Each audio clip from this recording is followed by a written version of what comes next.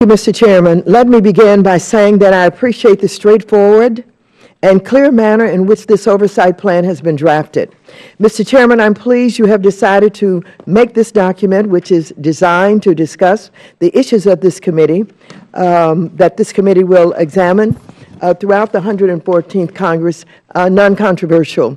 This is a dramatic and very positive departure from the Republican plan in the last Congress, which was more contentious, inflammatory, and ideological.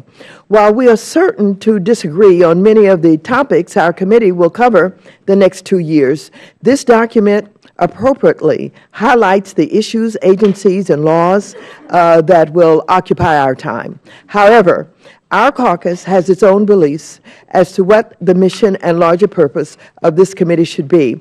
I expect you'll be hearing from my Democratic colleagues as this markup moves forward. I, for one, believe this committee should be focused on ensuring that we do not repeat the mistakes of the past. After the vast destruction of wealth caused by the financial crisis, it is imperative that we protect American workers and taxpayers by minimizing the booms and busts of an unstable market. That's why we need strong rules that keep Wall Street stable and prevent their excessive risk from damaging Main Street.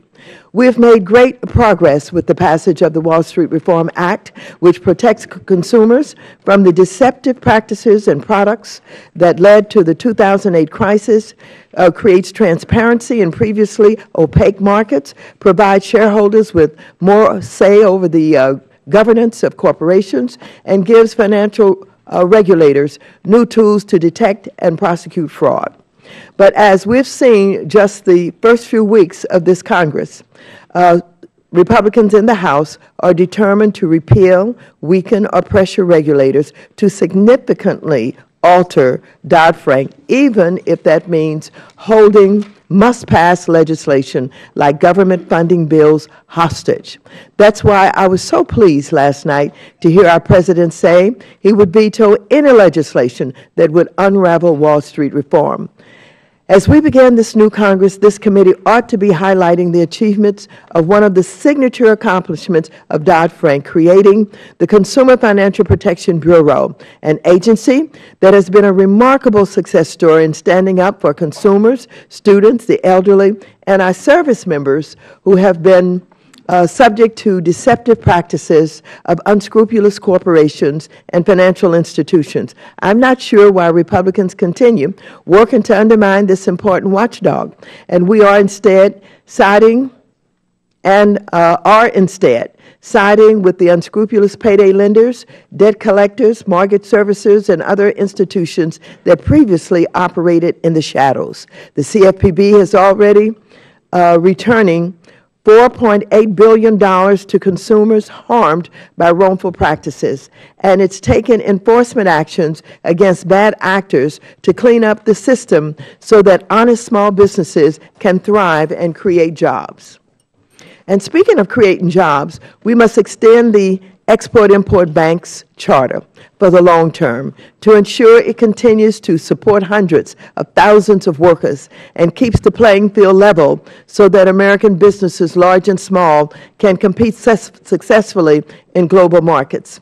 Democrats are also committed to ensuring that all Americans have the opportunity to purchase a home or affordably rent one by preserving the time-tested approaches that provide certainty to American home buyers, like the 30-year fixed-rate mortgage and continued access to affordable rental housing.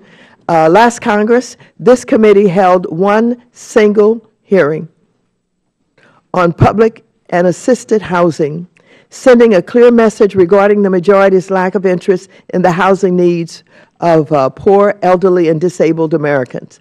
That track record is shameful, especially given the devastating sequester cuts that crippled important programs that help low and moderate income families. And Republicans continue to block important housing bills, including those that would protect tenants from foreclosure, preserve home ownership, and indeed increase access to credit for credit-worthy borrowers. Finally, We must take a closer look at important issues we too often overlook.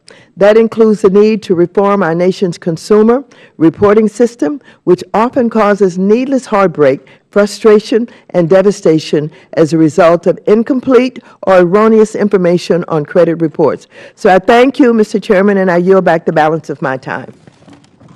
The gentlelady yields